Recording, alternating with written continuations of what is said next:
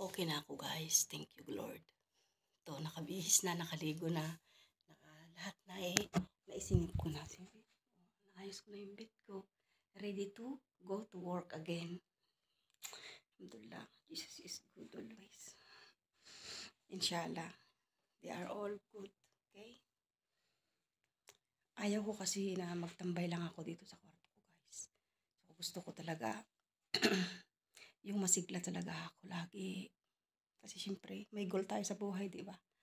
Bawal natin magkasakit, pero kahit pa paano, hindi natin yung mapigilan, di ba, yung magkakasakit. So, I'm ready again to work. Laban lang. Sabi nga nila. So, ngayon, magbibihis na ako. Kasi, dubli-dubli yung damit ko. Kasi nga, malamig. Malamig, guys. So, yun. Ito na yung suot ko today. Trabaho na tayo, guys. Punta ako sa kitchen para magkape. Tapos, pagkatapos magkape, trabaho na. Yun, guys. So, yun, dubli-dubli yung damit ko. Ewan ko kung ano yung itsura ko para na yatang mabalot na, suman. Hayaan muna. Kahit parang nabalot na suman yung itsura natin. Importante, masigla tayo, di ba guys? Yun ang mahalaga eh. So, yun. Preparing na ako sa pagkatrabaho ulit.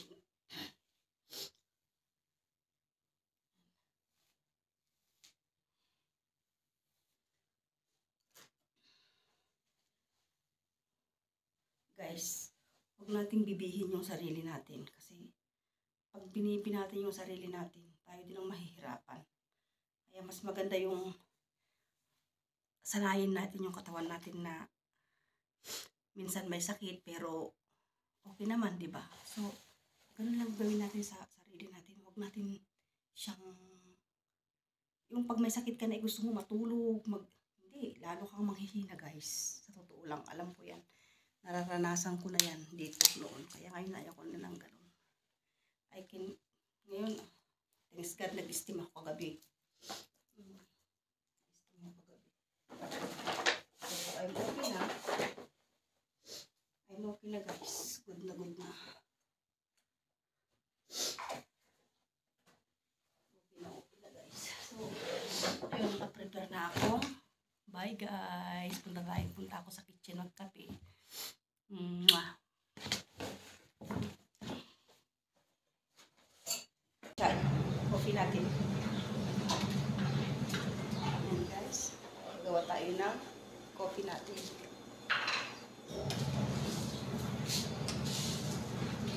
Lamihan ng asukal guys. Maganda. Ayun guys. Walang kape. Tapos guys, nagluto ako ng tinapay ko.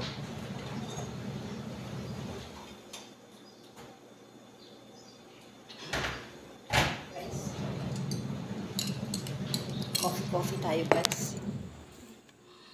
Ayan o, gumawa ako ng, ayan, tinapay gumawa ako kasi walang tinapay. So, gumawa ako. Ayan. Hello guys. Oh, tapos na ako nakaluto ng ikape ko. Kasi, hindi ako pwedeng walang tinapay. Yun yung sinasabi ko. Pag magkape ako sa umaga talaga. Pag walang tinapay dito sa bahay, may harina naman eh. So, ako na lang gagawa. Marunong naman akong gumawa. Kaya walang problema. Saka, siyempre, mag-take ako ng gamot eh. Kailangan natin kumain bago tayo mag-take ng gamot. Yun. Oh, mainit pa. Kape tayo guys. Ganitong gagawin nyo kung wala kayong tinapay sa bahay ng amo nyo. Magluto kayo ng harina pag may harina sila. Yung brown na harina.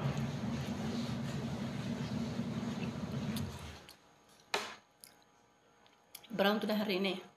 Hindi yung puti na ginagawa natin sa Ramadan sa tinapay. Hindi.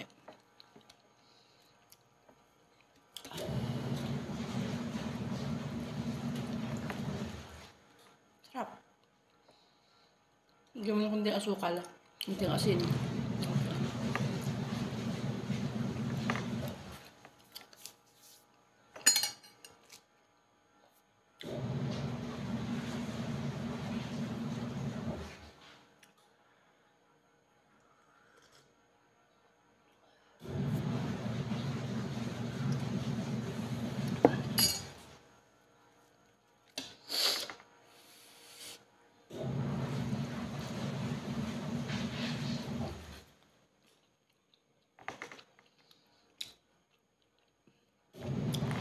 Ito na guys.